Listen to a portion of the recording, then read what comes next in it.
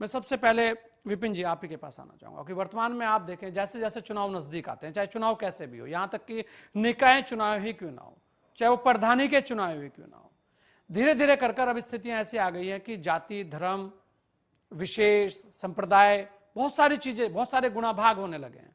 अब यह नहीं देखा जाता है कि विकास के कार्य क्या है या वर्तमान में आपने कितना अच्छा काम किया है।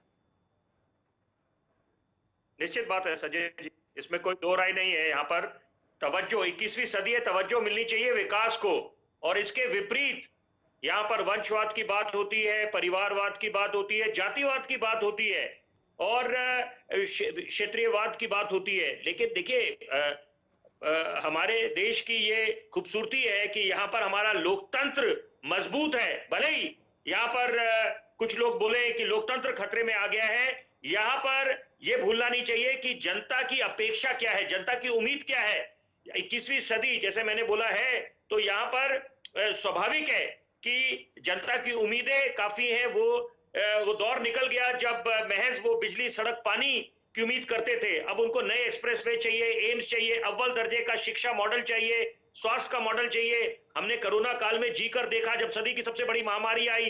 तो यहाँ पर ये अगर जब प्रधानमंत्री ऐसी बात बोलते हैं तो उसके पीछे मायने हैं, और यहाँ समझना चाहिए कि एक नया ट्रेंड उभर कर आया था। अगर हम उत्तर प्रदेश के संदर्भ में बात करें, जो दो चुनाव जो हुए, 2017 का जो विधानसभा का चुनाव हुआ, 2019 का लोकसभा का, अगर हम उत्तर प्रदेश के दृष्टिकोण से देखें तो वहां पर एक नया ट्रेंड उभर के आया जब वहां के एक आम आदमी ने, एक नागरिक ने उत्तर प्रदेश के जाति, धर्म, समुदाय, उससे ऊपर उठकर अपना बेशकीमती वोट विकास को दिया।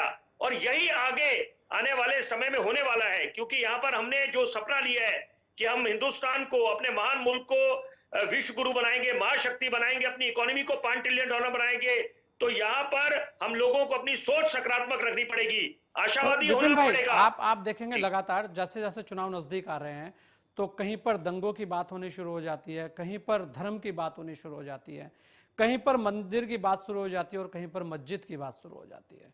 और ये वही लोग हैं जो राजनीति करते हैं और फिर कहते हैं कि सब एक दूसरे पर पत्थर फेंकना शुरू कर देते हैं। बिल्कुल, देखिए जैसे जैसे चुनाव नजदीक आएगा, अभी तो बड़ा वाला चुनाव है, राज्य चुनावों को अगर हम नजरअंदाज करते भी हैं, वो अलग बात है कि हर एक चुनाव की अहमियत है और उनको अहमियत मिलनी चाहिए, चाहे नगर निगम के चुनाव हो, चाहे विधानसभा के हो, चाहे लोकसभा के। लेकिन जो बड़ा वाला चुनाव दस्तक दे रहा है 2024 का, अगले साल, तो अभी बहुत कुछ देखने को मिलेगा।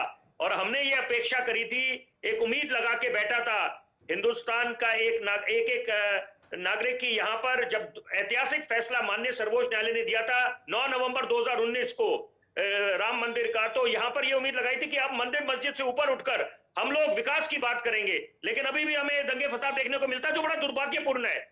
और यहाँ पर अगर आपने हिंदुस्तान को महाशक्ति बनाना है और जो संकल्प या एक सपना सबने संजोया है आंखों में, तो यहाँ पर हम लोगों को अपनी सोच दूसरी दिशा में ले जानी पड़ेगी और नेताओं को खास तौर पे यहाँ पर समझने की आवश्यकता है। आपको रोल मॉडल समझा जाता है, आदर्श समझा जाता है। आप लोग कुछ ऐसी मिसाल कायम करें, ऐसी नजीर पेश करें जिससे आम आदमी प्रेरित हो, ना कि वो हताश हो। और यहाँ पर आप हताश नहीं होना चाहिए कहीं ना